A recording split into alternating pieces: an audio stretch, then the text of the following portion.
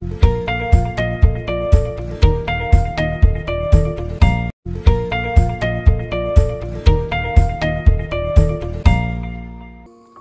The lord. యేసుక్రీస్తు దివ్యనామంలో ఉదయకాల సమయంలో కార్యక్రమం వీక్షించుచున్న మీ అందరికీ నా హృదయపూర్వక వందనాలు తెలియజేస్తున్నాను. దేవుడు ఆశీర్వదించి మన జీవితాల్లో మేలు చేసేవాడు. దేవుడు అనేక విధాల్లో మనకు మేలు చేస్తాడు.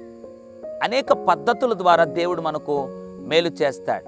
అయితే దేవుడు మనకు మేలు చేయుటలో ఒక స్థలం ఉంది ఈ లోకంలో. ఆ స్థలములో ఉంటే దేవుడు మేలు చేత మనల్ని తృప్తిపరుస్తాడు.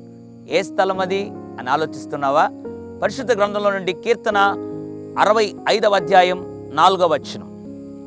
నీ పరిశుద్ధాలయ మందిరములో నీ మేలు చే. ఎంత అద్భుతమైనటువంటి మాట అండి.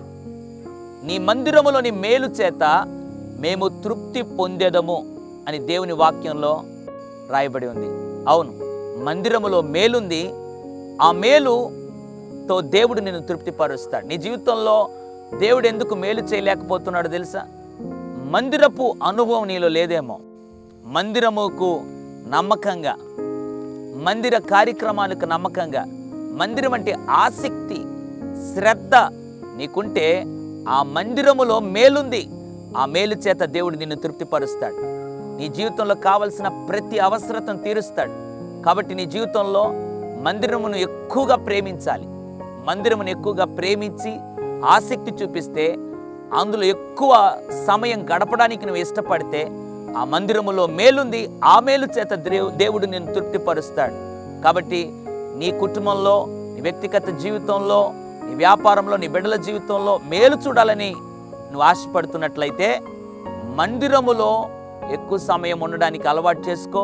ఆ మందిరములో ఉండటం చేత లేదా మందిరములో నివసించుట వలన దేవుడు మేలు చేత తృప్తిపరుస్తాడు. పరిశుద్ధుడా, ప్రేమగల తండ్రి, నీకు వందనాలు.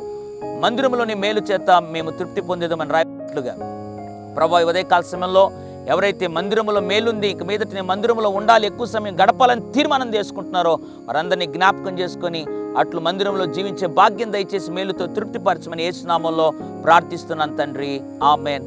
God bless you.